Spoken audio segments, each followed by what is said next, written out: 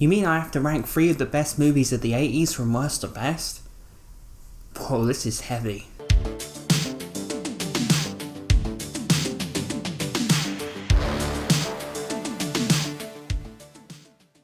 Hey people, my name's Jim and welcome back to My Movie Obsession, a place for reviews and rankings, geeky discussion and nostalgia. And in this video, I'm starting off a new thing on the channel. Now I've finished off ranking all the James Bond films, I am going to be ranking an 80s and 90s franchise a week. So I actually plan on doing, several videos a week. I actually have a channel update coming up where I'm going to explain the new schedule for the channel, so I'll explain that there. But this is just to let you know that it's going to be happening. 80s and 90s franchises, I'm going to rank a lot of them. And we're starting off with Back to the Future, possibly my favourite 80s franchise, possibly my favourite franchise of all time, but you've got Star Wars, you've got Rocky and all that, so it is an elite club, but it's way up there. I absolutely love these movies. That should come as no surprise. So I'm going to be ranking last on the list, Back to the Future Part 3. Now it's always a debate with fans. They love to put Back to the Future 3 as number 1 or the last one, and for me it is the last, I must say. But over the years I've gained so much love for this movie. I think it's an excellent movie. I think all 3 on this list are excellent movies. Back to the Future 3, for me, it kind of changes what we have seen from the first 2, which makes sense because you couldn't keep up that frantic pace, that crazy time travel story. But the first half hour of Back to the Future 3 does have that sort of crazy, insane time travel stuff, which I like. I really like the first half hour of this film where Marty is again back with 50s Doc and trying to get this time to the West. I like that. That's a nice little way that this movie is similar to the first 2. And I'll probably say this is only number 3 because I had to rank one number 3 obviously, but also because this is probably the calmest of the Back to the Future movies, probably the most ground level, probably the most human of the Back to the Future movies. The first one's pretty human, the first one's pretty down to earth, but they're both kind of crazy, wild time travel stories. This is very much a human movie, very much calm. There's not much crazy time travel paradoxes and stuff going on. There's real kind of human connections going on, and obviously the film is very centred around Christopher Lloyd's character Doc Brown finding love. And on paper, it doesn't sound like something you'd want to see. Like when you've seen all this brilliant creative stuff in the first 2, would you want to see Doc fall in love? But Christopher Lloyd does really well. He comes in and he's really sympathetic in Back to the Future 3. You really want him to be happy. And he really convinces you of his love for Clara, played by Mary Steenburgen. He's dedicated his life to focusing on time travel, and he's seen the drawbacks of it. He's seen what can go wrong. So now he's just kind of thinking, I just want an emotional connection. I just want love. And, it's very, very charming to see Doc do that. And you really want it to happen for him. Because he's kind of satisfied his dreams of time travel and this and that. And he didn't turn out to be what he expected. So he just wants a relationship now, and I like that. I like how this character's been on a journey to everything was science in the first film. Then the second film, he's realising the drawbacks. Third film, he realises he wants something more. Of course, the ending with the train is as exciting as anything in the Back to the Future series. Robert Zemeckis creates such a fast-paced, crazy atmosphere in that scene, such a race against time. And obviously Clara gets involved, the hoverboard's there, there's real tension and suspense in this scene. And it feels like the culmination, like the ultimate journey for these characters. They have to get back to their own time. This is it now. They've been on these crazy adventures. Now is the time to get back to where they belong. Robert Zemeckis made a great sequel here, and he knew he couldn't keep going crazy and more wild with the time travel, so he had to take it back to character stuff, and he does in Back to the Future 3. Very, very strong movie. I just prefer the other 2. Your future hasn't been written yet. No one's has. Your future is whatever you make it. So make it a good one. Both of you.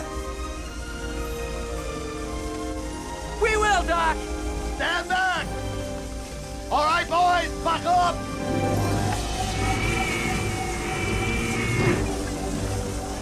Hey, Doc. Where you going now? Back to the future? Nope. Already been there. I need to stop asking for a Back to the Future 4, because there are Back to the Future comic books that show different things of Doc and Marty. I should just be happy with that, because we're never going to get Back to the Future 4. Number 2 is of course Back to the Future Part 2. I remember watching this movie as a kid so many times, and I preferred it to the original because it's so bonkers. It is bananas, this movie. It's just a creative party of madness and time travel and paradoxes and craziness. And it's just so intriguing to watch, and it just feels like anything can happen in this movie. I love the depiction of the future here. Most depictions of the future in movies are just dismal and dark. Terminator, Blade Runner, all those movies.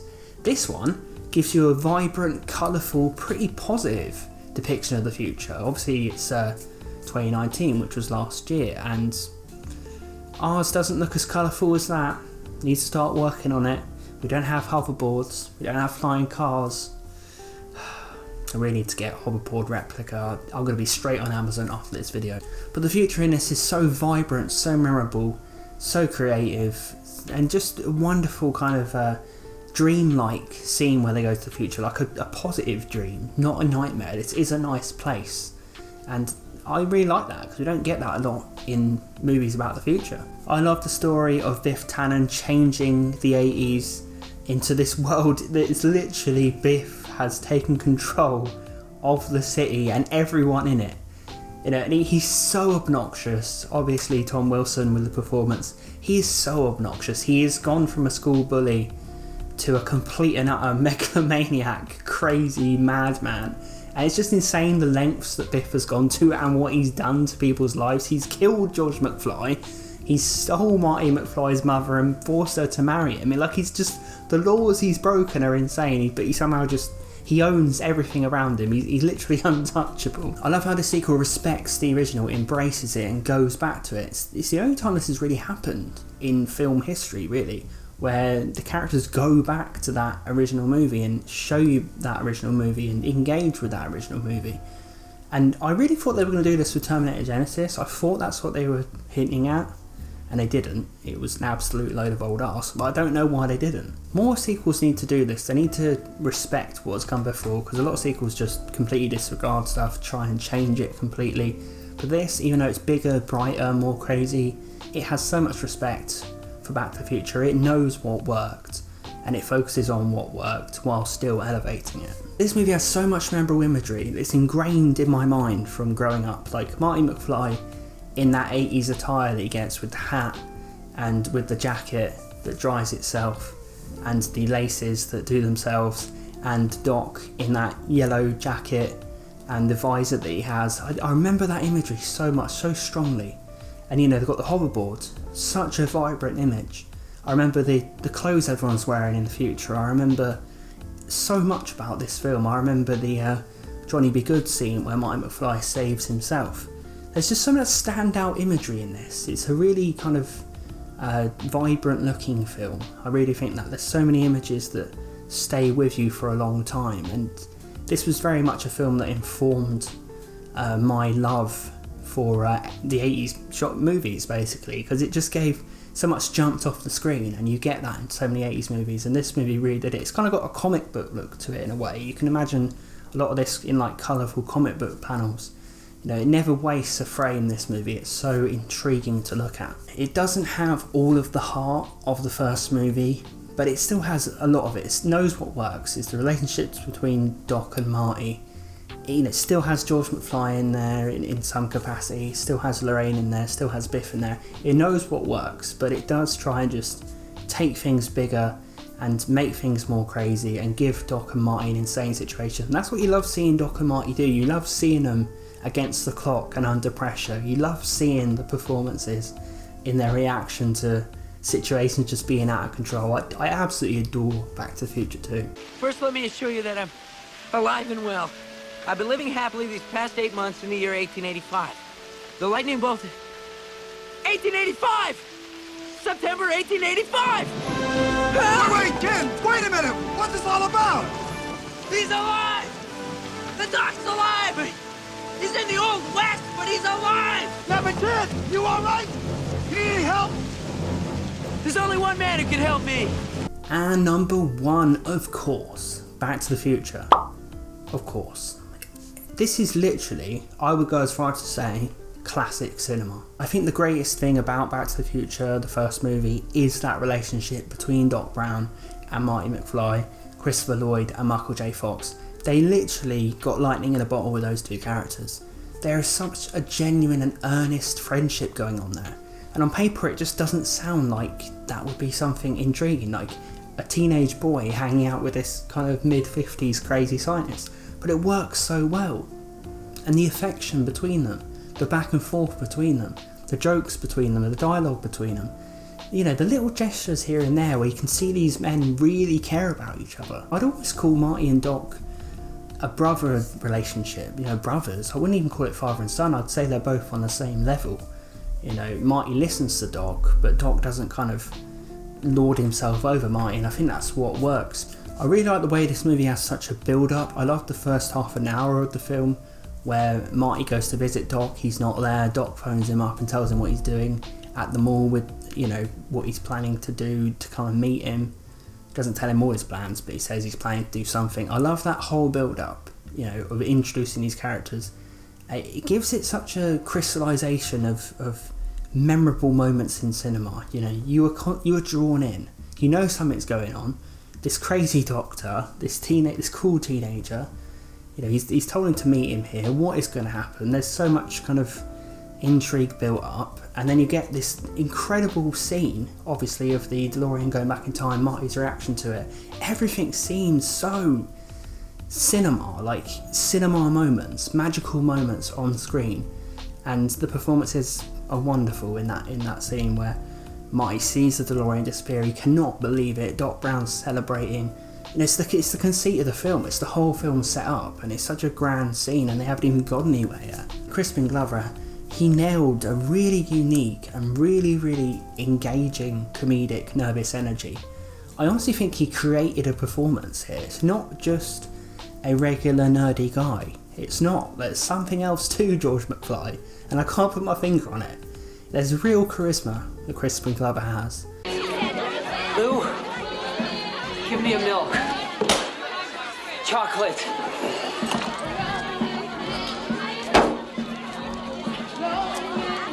And, you know, on screen, he's always doing something little. He really lives in this performance of George McFly. He's always got something you can focus on and laugh at, or focus on and be sympathetic with. It's one of the greatest nerd performances of all time. And George McFly, even though he is this nerd, even though he is, you know, he doesn't see what's around him, he's very oblivious to life, he's so sympathetic. You really like watching him because he's so funny. And Lorraine is an absolute bloody nightmare. Obviously we get the scenes of Lorraine coming on to Marty, and Michael J. Fox's performance, that just sheer fear, like he's being stalked by a Tyrannosaurus Rex or a Velociraptor. That's how he reacts. It's just terror, because his mum's coming onto him, so she's trying to jump on top of him. Obviously she's got all these teenage hormones going on, and she wants Marty, she wants her son. There are constant lines in this, like every 5 seconds there will be a hilarious line. Every 5 seconds, coming out of Christopher Lloyd's mouth, coming out of Michael J. Fox's mouth, George's mouth, Lorraine's mouth. I don't know how many quotes there is in this movie. This might be the most quotable 80s movie of all time, because there are quotes every few seconds. It's an unbelievable script. Like, the tightness of this script. That's what I'm saying. This is why it's number one for sure. I mean, Back to the Future 2 is a good script, but it's not as tight as this. Back to the Future 3 is a good script. It's not as tight as this. The dialogue doesn't just fly at you and just, you know, it all comes together. It's like a bow, this movie. It ties everything up in a bow, and there's no filler. It's just so well done. The dialogue, there's never a scene where you think that shouldn't have been said, or take that out. It's always gold. Like, it's always gold. And Back to the Future is one of the most perfect comedies ever made. It's also one of the most positive and enjoyable films of all time. If you were ever feeling down, and I can attest to this, if you watched Back to the Future when you were down, I'll be baffled if you're not happy at the end. It's so uplifting. You know, how can you... These characters are so good. These characters are so kind. These characters are so funny and charming. How can you not love watching them so much that it lifts your mood? It lifts your spirits. Back to the Future. The score is elevation. The score is just adventure personified. The songs used are really, really catchy and influential and entertaining. everything comes together. Like, and you obviously the imagery, the DeLorean, you know, just the constant the constant way the film keeps going onto another memorable scene. The pace, you know, it can take you away from your worries, this film. It's just such a comforting experience to watch Back to the Future. And I remember I watched it in the cinema a couple of years ago. It's still really, really stark and striking in my mind, that image of Back to the Future on the big screen. Joyous experience. But I need a nuclear reaction to generate the 1.21 gigawatts of electricity. 1.21 gigawatts!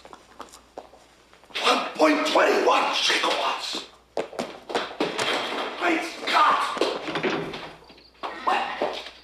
What the hell is a gigawatt? So there we have it, Back to the Future ranked. It was kind of an obvious ranking, but some people do have it a bit different. That's what I want to hear yours. Let me know your ranking of the Back to the Future movies in the comments down below. So as I said, I am going to be doing a ranking of an 80s or 90s franchise each week, and I'm also going to be doing other videos.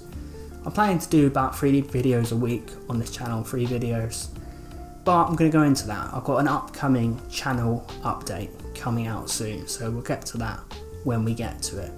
But thanks for watching, everyone. Let me know what you think of the Back to the Future series, what you think of my ranking, what you think of the series in general, all that good stuff. And until then, keep obsessing over movies, and I'll see you guys next time.